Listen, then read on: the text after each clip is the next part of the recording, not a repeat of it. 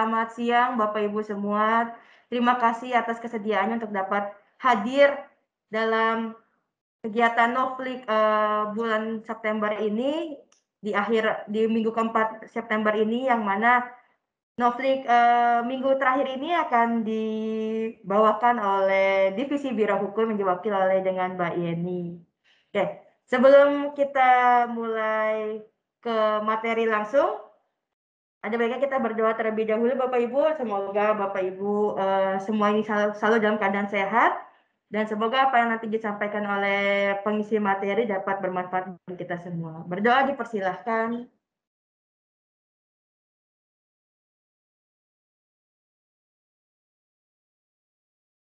Ya, berdoa selesai. Sebelum masuk ke narasumber yang kece ini, saya menyampaikan aturannya dulu terlebih dahulu untuk kegiatan Novliknya. Seperti biasa, para peserta diperkenankan untuk tidak bertanya terlebih dahulu selama narasumber menyampaikan materinya. Karena nanti akan ada sesi tanya jawab khusus. Setelah materi selesai, apabila ada yang ingin bertanya, nanti silakan klik raise hand dulu. Nanti akan saya tunjuk siapa akan bertanya terlebih dahulu. Setelah itu nanti mohon disimak materinya, karena nanti di akhir sesi akan ada kuis Kahoot. Yes, Kahootnya sudah kembali. Ada kuis Kahoot yang tentunya akan berhadiah juga gitu. Semoga kuisnya nanti jawaban-jawabannya sangat terpampang nanti di materi-materinya akan dibawakan oleh Mbak Yeni ini. Oke, tanpa menunggu lagi, sepertinya narasumbernya sudah tidak sabar ingin langsung menyampaikan materinya. Untuk waktu yang tepatnya, Mbak Yeni dipersilahkan. Iya, terima kasih Mbak Kiki. Udah nggak sabar, biar cepat selesai maksudnya. Ya, terima kasih Mbak Kiki dan Departemen SDM untuk kesempatannya pada siang hari ini. Selamat siang Bapak Ibu Perwira PLI sekalian. Semoga semuanya dalam keadaan sehat, semoga semuanya udah kenyang, walaupun jam-jam rawan ya, semoga matanya nggak berat gitu ya. Oh, sebentar, saya izin share screen dulu ya. Ditunggu sebentar. Ya, apakah sudah tampil? Ya, sudah. Oke, baik. Terima kasih. Semoga internet 3 hari ini mendukung ya. Semoga tidak terpengaruh ini jaringan bawah laut. Ya baik, selamat siang Bapak Ibu semua. Ini bukan di slide 1. Oke. Untuk kesempatan siang hari ini, dari Biro Hukum akan mencoba sharing mengenai how to choose the right agreement for your needs. Jadi semoga tidak terkecoh dengan judul sharing knowledge hari ini, karena berikutnya materi yang disampaikan adalah versi terjemahan. Atau ya jadi bagaimana memilih atau menentukan perjanjian yang tepat atau sesuai dengan kebutuhan kita.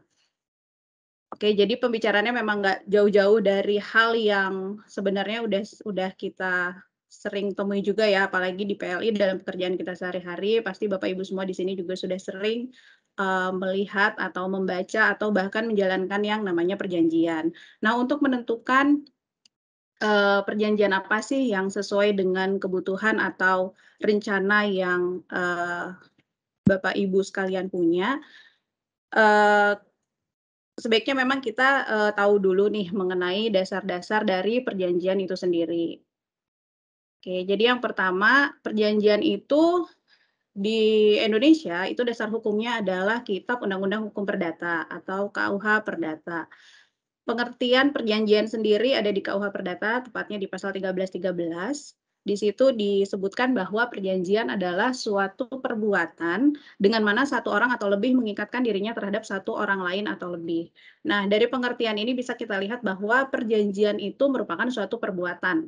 Lebih tepatnya adalah perbuatan hukum, karena akibat dari perbuatan itu adalah timbulnya akibat hukum yang berupa hak dan kewajiban yang nantinya akan bisa diproses secara hukum gitu ya. Nah, kemudian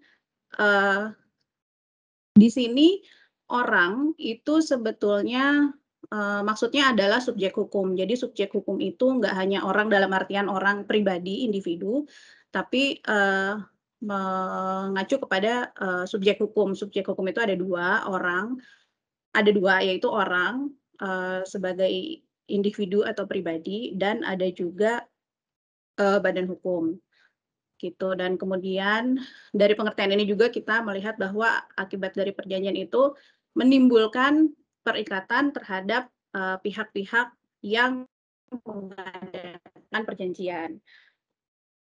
Dan dari pengertian ini juga kita bisa tahu bahwa perjanjian itu dapat diadakan oleh minimal 2 subjek hukum. Seperti itu. Selanjutnya, dalam KUH Perdata juga diatur mengenai syarat sahnya perjanjian. Ini ada di pasal 1320 KUH Perdata. Ada 4 syarat sahnya perjanjian. Yang pertama adalah kesepakatan, yang kedua adalah kecakapan, yang ketiga adalah suatu hal tertentu, dan yang keempat adalah sebab yang halal. Kesepakatan dan kecakapan itu adalah syarat yang melekat pada subjek hukum. Sementara suatu hal tertentu dan sebab yang halal itu adalah persyaratan yang melekat pada objek hukum. Kesepakatan di sini artinya adalah para pihak itu sepakat, jadi dengan ikhlas, dengan sadar mengikatkan diri untuk menjalankan suatu perjanjian dan tidak ada unsur pemaksaan atau ancaman atau bahkan penipuan gitu ya yang menggiring supaya akhirnya satu pihak dipaksa untuk sepakat gitu. Jadi di sini sepakatnya adalah dengan kondisi yang baik gitu ya, dengan kondisi yang normal. Kemudian yang kedua adalah kecakapan. Cakap di sini maksudnya adalah cakap secara hukum. Karena subjek hukum tadi ada 2, ada orang, kemudian ada juga badan hukum, maka cakap di sini untuk subjek hukum yang merupakan orang individu itu dilihat dari kedewasaan, dan secara hukum diatur kedewasaan itu kriterianya adalah mencapai umur tertentu.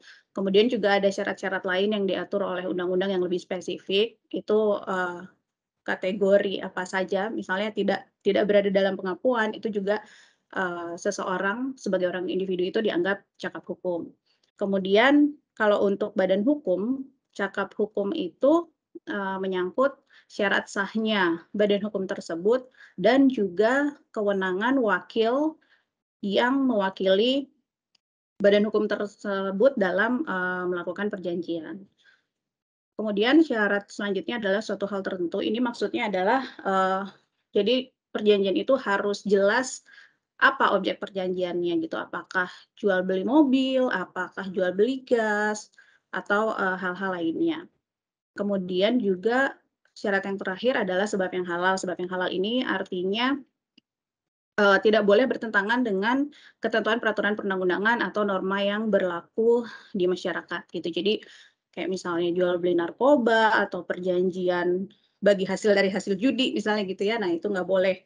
Kalau sampai dilanggar itu akan menyebabkan perjanjiannya batal demi hukum.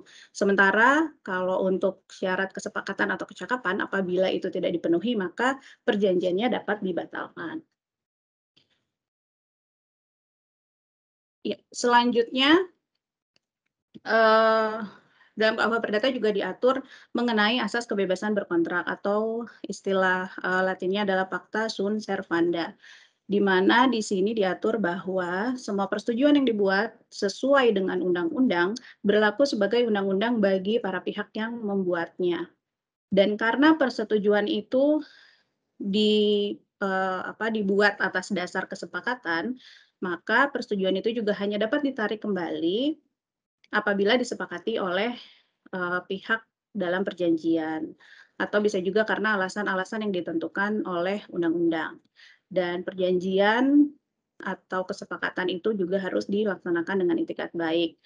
Nah, jadi berdasarkan asas kebebasan berkontrak ini, sebetulnya para pihak diberikan kebebasan untuk menentukan sendiri sebenarnya aturan-aturan apa sih yang mau diberlakukan untuk para pihak yang mengikatkan diri gitu, asalkan sesuai dengan koridor yang sudah ditentukan oleh undang-undang. Jadi bedanya dengan undang-undang yang ditetapkan pemerintah kan tanpa kita bilang atau misalnya pun kita nggak setuju sebenarnya dengan satu peraturan, tapi ya mau nggak mau kita harus melaksanakan gitu ya. Berbeda dengan kontrak. Kalau kontrak kita bisa menentukan sendiri dan ketika kita sudah sepakat, kita sudah execute perjanjiannya, artinya perjanjian itu menjadi undang-undang yang harus dilaksanakan oleh para pihak. Kemudian selanjutnya mengenai rangkaian perjanjian. Nah, ini melihat dari praktek yang terjadi di PGN-LNG, itu ada beberapa dokumen kesepakatan sebelum akhirnya ada perjanjian definitif gitu. Mungkin saya yakin sih udah pada familiar mungkin ya dengan perjanjian-perjanjian yang sering digunakan di PGN-LNG seperti CA atau Confidentiality Agreement atau sering juga disebut Non-Disclosure Agreement atau perjanjian kerahasiaan. Kemudian ada juga MOU atau Memorandum of Understanding atau Memorandum of Cooperation atau nota kesepahaman atau di luar PLI juga saya sempat ada lihat ada yang menyebutnya dengan MOA, Memoranda of Agreement. Kemudian ada juga HOA atau Heads of Agreement, ada juga yang menyebutnya Binding Term Sheet atau pokok-pokok perjanjian. Dan kemudian ada perjanjian definitifnya. Nah ini memang namanya tergantung dari transaksi atau kerjasama yang dilakukan gitu ya. Ada perjanjian jual beli misalnya atau ada perjanjian EPC, perjanjian sewa, perjanjian pemegang saham gitu. Nah rangkaian perjanjian ini sebenarnya bukan step-step yang semuanya harus dilalui gitu. Jadi tergantung kebutuhan para pihak. Kalau misalnya bisa langsung perjanjian definitif ya boleh juga gitu. Tapi kalau misalnya baru mau menyatakan minat aja ya boleh MOU dulu gitu. Kemudian nanti ketika sudah yakin, sudah pasti, kemudian baru masuk ke dalam perjanjian definitif. Jadi sebenarnya step yang ditampilkan di layar ini bukan sesuatu yang sifatnya harus dilaksanakan step by step-nya seperti ini gitu. Kemudian kita mau coba lihat satu-satu apa sih CA atau Confidentiality Agreement atau perjanjian kerahasiaan itu. Pada intinya, perjanjian kerahasiaan adalah kesepakatan untuk tidak mengungkapkan informasi rahasia milik pihak lain. Nah, apa aja sih ketentuan-ketentuan atau klausul dalam suatu perjanjian kerahasiaan? Yang pertama itu ada definisi dari informasi rahasia itu sendiri. Biasanya memang dibikin general gitu ya, apa informasi-informasi yang dipertukarkan oleh para pihak dalam rangka saling memberikan informasi. Nah, itulah yang disebut sebagai informasi rahasia. Nah, sebetulnya di dalam apa namanya undang-undang di Indonesia ada Undang-Undang Nomor 30 Tahun 2020 itu yang mengatur juga mengenai kriteria informasi yang perlu dilindungi oleh perjanjian kerahasiaan. Dalam undang-undang tersebut dijelaskan bahwa lingkup perlindungan kerahasiaan meliputi metode produksi, pengolahan, penjualan, dan semua informasi sensitif yang memiliki nilai ekonomi. Dijelaskan juga dalam undang-undang tersebut, kriteria yang termasuk dalam standar informasi yang dilindungi itu adalah yang pertama bersifat rahasia, kemudian yang kedua mempunyai nilai ekonomi, dan yang ketiga dijaga kerahasiaannya. Jadi nah mungkin ini bisa jadi referensi juga buat kita ketika akan ber-CA dengan pihak lain, khususnya ketika kita menjadi pihak penerima gitu ya. Mungkin kita harus lihat nih, memilah-milah kira-kira informasi apa aja yang sebetulnya itu masuk dalam kriteria informasi rahasia, gitu. Kemudian selain definisi informasi rahasia, ada juga ketentuan mengenai apakah CA itu satu arah atau dua arah. Bisa dilihat dari, salah satunya bisa dilihat dari definisi para pihak. Jadi kalau CA satu arah itu, satu pihak itu hanya menjadi pihak yang memberikan informasi atau disclosing party, sementara pihak yang satunya full hanya sebagai pihak yang menerima informasi atau receiving party. Nah, ketika satu pihak itu sudah didefinisikan sebagai pihak pemberi dan satu pihak sudah didefinisikan sebagai pihak penerima, maka dari situ bisa dilihat bahwa, oh ini, si E-nya berarti satu arah gitu. Kalau misalnya dua arah, nah biasanya, pihaknya itu tidak didefinisikan secara khusus siapa yang jadi pihak pemberi, siapa yang jadi pihak penerima, tapi dibikin general gitu ya. Pihak yang memberikan informasi, adalah pihak pemberi dan pihak yang menerima informasi rahasia adalah pihak, penerima.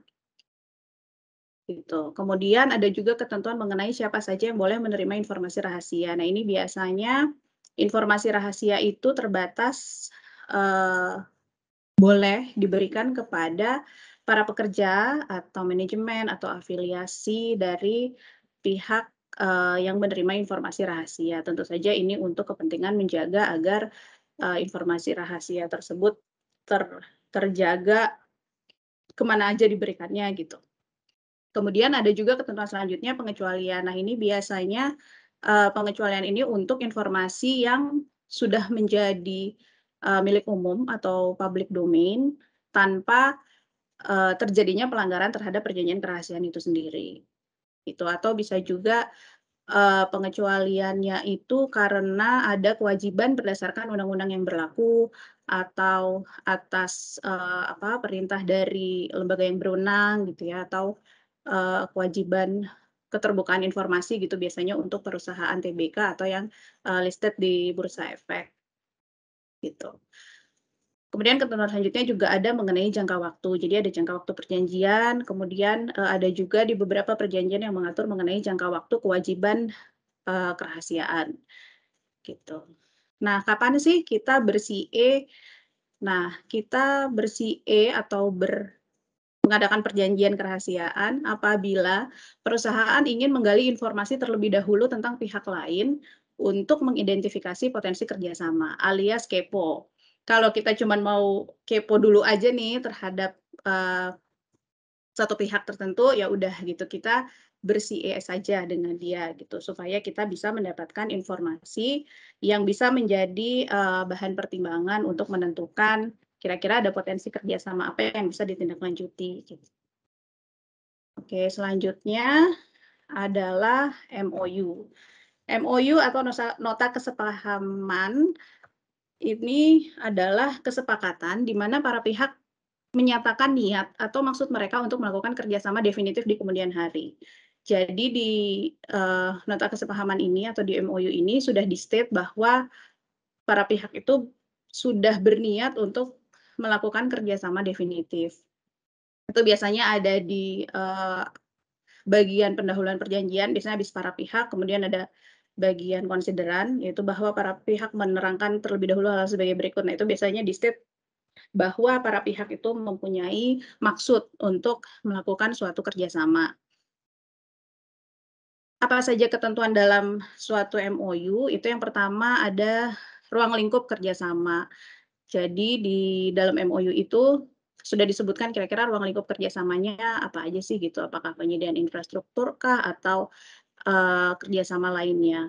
Nah, di dalam MOU juga kemudian, sesuai dengan ruang lingkup kerjasama yang akan dilakukan, kemudian, diatur mengenai pelaksanaan studi kelayakan atau studi pasar atau mungkin kajian-kajian lain yang diperlukan.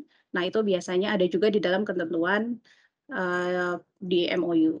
Kemudian, ada tim kerjanya untuk melaksanakan kajian yang diperlukan tersebut, kemudian juga ada jangka waktu pastinya, dan jangka waktu ini disesuaikan dengan kebutuhan para pihak. Kalau misalnya memang ada target tertentu, mungkin jangka waktunya bisa dibuat lebih pendek, tapi kalau enggak juga bisa dibuat lebih panjang tergantung, eee, tergantung kebutuhan para pihak. Atau bisa juga jangka waktu itu dibuat, opsi gitu ya. Di-state jangka waktunya misalnya 12 bulan gitu atau, tercapainya suatu perjanjian definitif yang merupakan tindak lanjut dari MOU tersebut, mana yang lebih dahulu terjadi gitu, bisa juga dibuat seperti itu. Kemudian mengenai binding atau tidaknya MOU tersebut. Nah, itu harus dinyatakan juga dalam dokumen MOU-nya. Apakah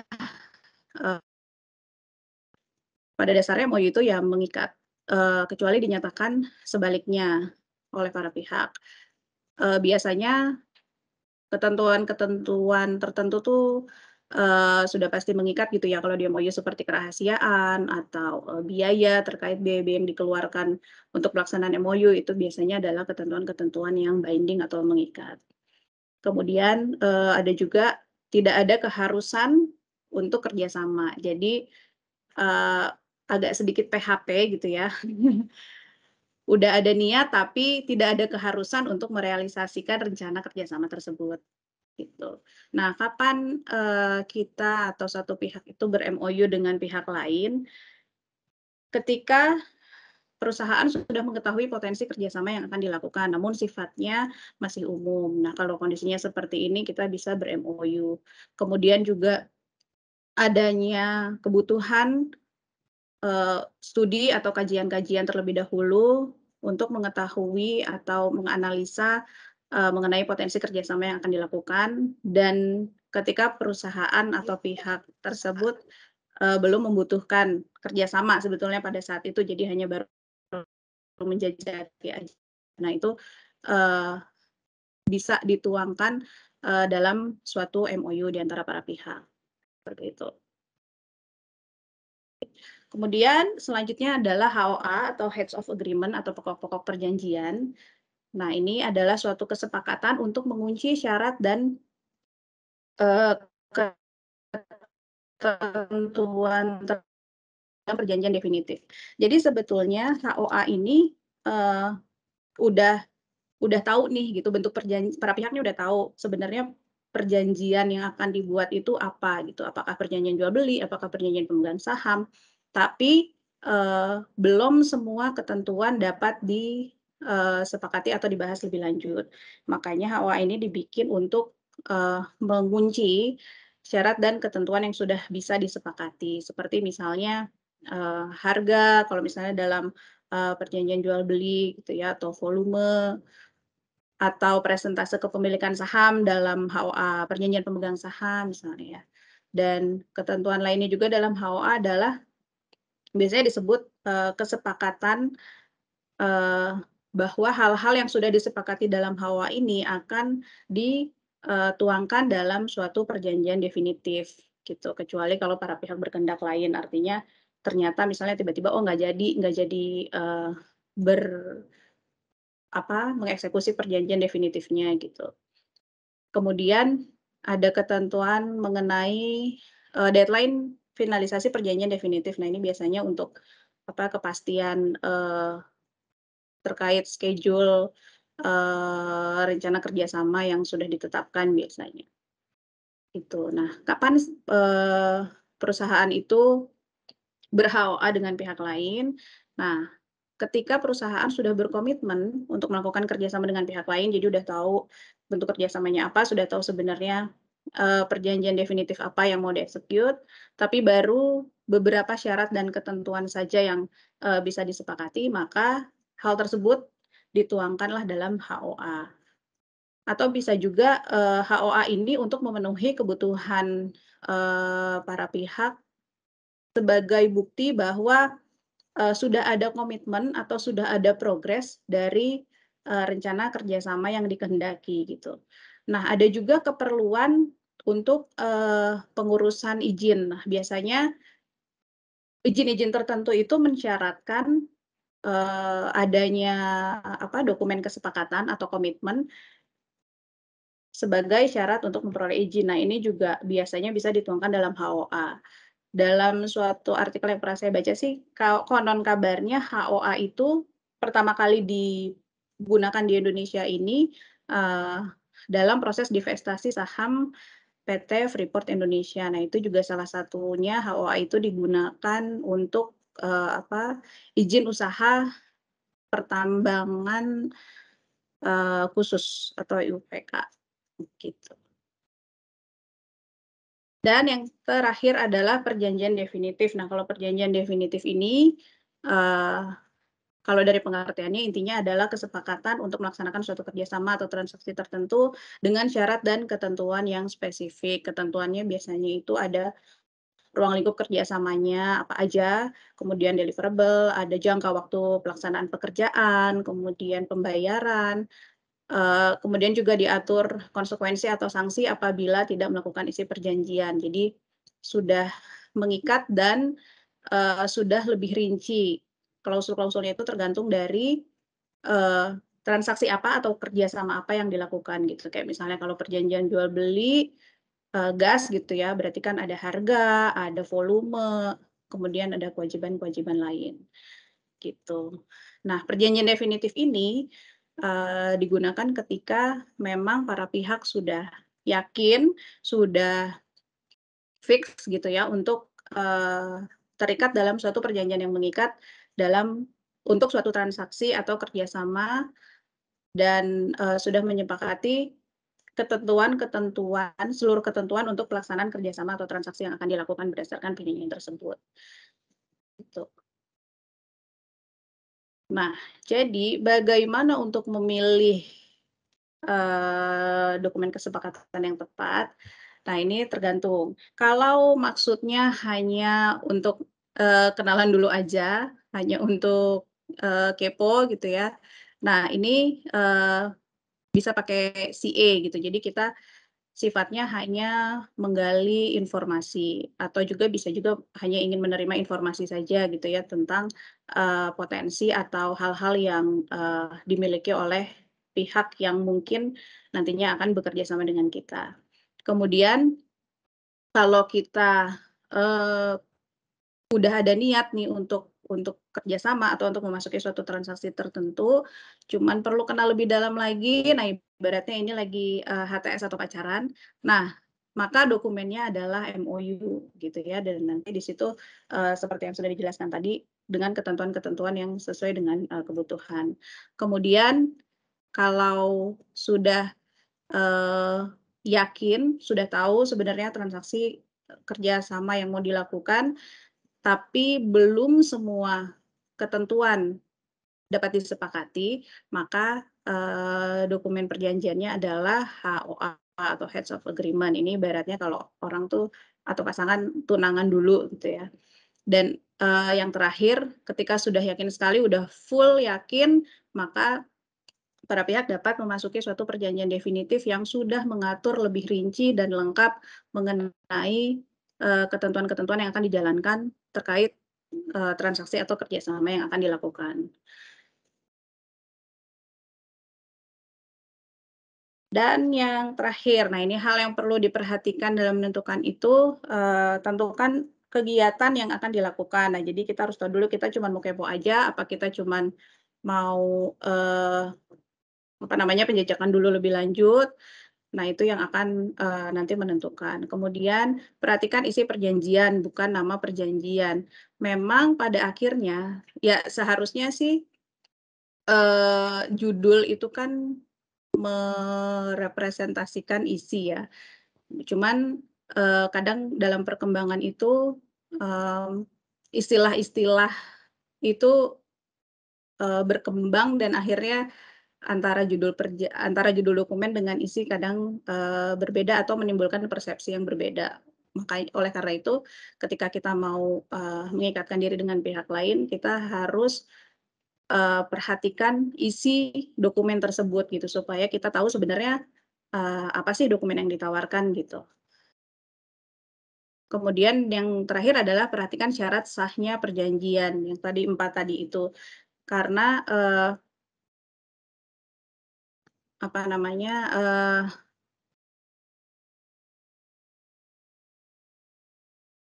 itulah yang akan menentukan perjanjian ini sebenarnya bisa dijalankan atau tidak gitu. Karena kalau misalnya kita sudah bikin perjanjian ternyata tidak memenuhi syarat sahnya perjanjian kan akhirnya batal atau dapat dibatalkan dan itu akan menimbulkan konsekuensi yang pastinya tidak diinginkan. Gitu. Oke.